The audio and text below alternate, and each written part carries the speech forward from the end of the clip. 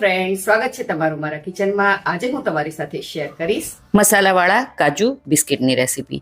દિવાળીના તહેવારમાં ઘણી બધી આપણી મીઠાઈ અને ઘણા બધા આપણે ફરસાણ બનાવીએ છીએ. તો આજે આપણે કાજુ બિસ્કિટ બનાવીશું. આ મસાલા કાજુને તમે એકવાર બનાવી અને મહિનાઓ સુધી સ્ટોર પણ કરી શકો છો. મસાલા કાજુ બાળકોથી લઈ અને મોટા બધાને ખૂબ જ ભાવે છે. તો ચાલો આ મજેદાર રેસીપી શરૂ કરીએ. મસાલા કાજુ બિસ્કિટ બનાવવા માટે મેં અહીં 1 કપ જેટલો મેંદો લીધો છે. તેને આપણે મિક્સિંગ બાઉલમાં એડ કરી લઈશું. અહીં તમે મેંદાની જગ્યાએ ઘઉંના લોટનો પણ ઉપયોગ કરી શકો છો. હવે તેની સાથે 1/4 કપ જેટલું આપણે ઝીણી સોજી લઈશું. જો તમારી પાસે ઝીણી સોજી ન હોય તો તમે રેગ્યુલર સોજીને મિક્સર જારમાં પીસી અને ત્યારબાદ તેનો ઉપયોગ કરી શકો છો. હવે સ્વાદ પ્રમાણે મીઠું એડ કરીશું અને તેની સાથે અડધી નાની ચમચી જેટલો અજમો લઈશું અને અજમાને આવી રીતે હાથની મદદથી સરસ એવો ક્રશ કરી ત્યારબાદ આપણે અજમાને લોટમાં એડ કરી દઈશું. અજમાનો ટેસ્ટ મસાલા કાજુમાં ખૂબ જ સરસ એવો આવે છે. હવે આ બધી જ વસ્તુને સરસ એવું ચમચીની મદદથી આપણે મિક્સ કરી લઈએ. અહીં આ મસાલા કાજુમાં તમે કાળા મરીનો પાવડરનો પણ ઉપયોગ કરી શકો છો. હવે આવી રીતે વચ્ચે થોડી આપણે જગ્યા બનાવી દઈશું અને ત્યારબાદ આપણે તેમાં 1/4 કપ જેટલું તેલ એડ કરીશું. અહીં આ રેસીપીમાં તેલનું મોણ થોડું વધારે લાગે છે. તેલનું મોણ વધારે હશે તો જ તમારા કાજુ બિસ્કિટ છે તે ખસ્તા અને ક્રિસ્પી બનશે. અહીં તમે ઘીના મોણનો પણ ઉપયોગ કરી શકો છો. તો તમે જોઈ શકો છો કે લોટમાં તેલનું મોણ છે તે સરસ એવો મિક્સ થઈ ગયું છે.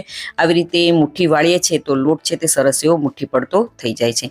દેટ મીન્સ કે આપણું તેલનું મોણ છે તે પરફેક્ટ છે. હવે તેમાં થોડું પાણી એડ કરતા જઈશું અને મીડિયમ સોફ્ટ એવો આપણે લોટ બાંધી લેવાનો છે. અહીં પાણી મેં નોર્મલ જ વાપર્યું છે, ગરમ પાણીનો ઉપયોગ નથી કર્યો. તો તમે જોઈ શકો છો કે લોટ મેં સરસ એવો બાંધી લીધો છે અને લોટને આપણે મીડિયમ સોફ્ટ જ રાખવાનો છે. તમે આ રેસીપી કઈ સિટી, કયું સ્ટેટ અને કઈ કન્ટ્રીમાંથી જોઈ રહ્યા છો મને કમેન્ટ કરીને જરૂરથી જણાવજો. તો તમે જોઈ શકો છો કે લોટ સરસ એવો બંધાઈ ગયો છે. હવે આ લોટને કપડાની મદદથી અથવા તો ઢાંકણ ઢાંકીને ઓછામાં ઓછી 20 થી 25 મિનિટ સુધીનો રેસ્ટ આપી દઈએ. તો લગભગ 25 મિનિટ જેટલો સમય થઈ ગયો છે અને તમે જોઈ શકો છો કે લોટ છે તે સરસ એવો સેટ થઈ ગયો છે. હવે આપણે આ લોટને 1 થી 2 મિનિટ સુધી સરસ એવો મસળી લઈએ.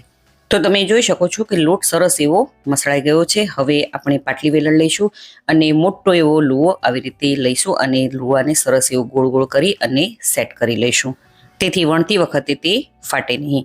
હવે વેલણની મદદથી આપણે આ રોટલીને સરસ એવી વણી લઈએ.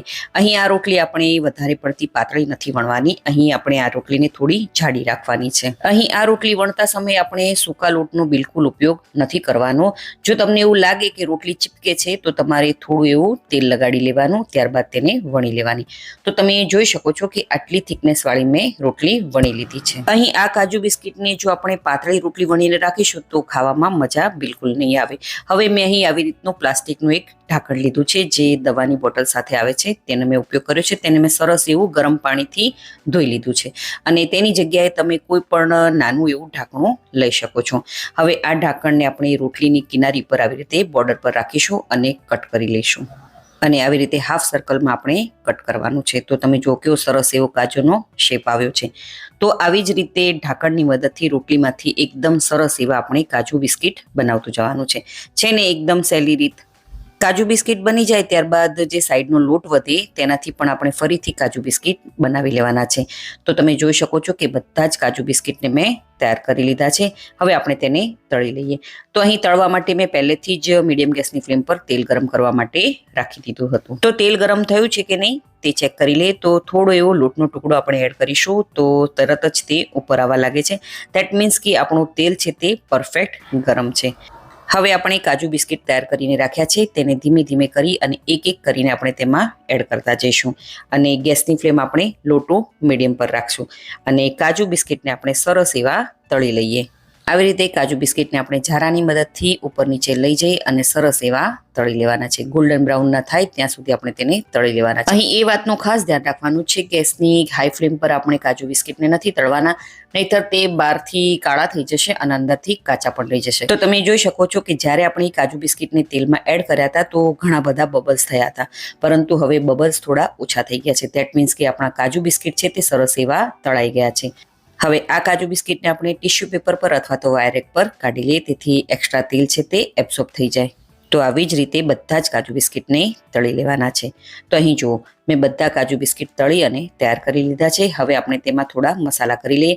1 ચપટી જેટલું મીઠું, 1 ચપટી લાલ મરચું પાવડર, 1/4 ટીસ્પૂન જેટલો ચાટ મસાલો એડ કરીશું અને આ મસાલા તમે તમારા ટેસ્ટ પ્રમાણે વધારે કે ઓછા પણ કરી શકો છો. હવે આ બધા જ મસાલા કાજુ બિસ્કિટમાં સરસ એવા કોટ થઈ જાય તેના માટે 1 નાની ચમચી જેટલું તેલ ગરમ કરીશું અને તેને એડ કરી દઈશું અને આ બધા જ મસાલાને કાજુ બિસ્કિટ સાથે સરસ એવા મિક્સ કરી લઈએ. અહીં તમે કાળા મરીનો પાવડર, સંચળ પાવડર પણ એડ કરી શકો છો. ખૂબ જ ટેસ્ટી એવો લાગે છે. તો તમે આ મસાલા કાજુને એરટાઇટ કન્ટેનરમાં ભરી અને 20 થી 25 દિવસ સુધી સ્ટોર પણ કરી શકો છો. તો આ દિવાળીના તહેવારમાં અથવા તો સાંજની ચા સાથે અથવા તો તમે બાળકોના ટિફિનમાં પણ આ કાજુ બિસ્કિટને આપી શકો છો. તો આ તહેવારોમાં તમે પણ આ કાજુ બિસ્કિટની રેસીપી જરૂરથી ટ્રાય કરજો. જો તમને મારી આજની આ રેસીપી ગમી હોય તો વિડીયોને લાઇક કરજો અને વધારેમાં વધારે શેર કરજો અને મારી ચેનલને જરૂરથી સબસ્ક્રાઈબ કરજો. તો ફરી મળીએ એક નવી રેસીપી સાથે.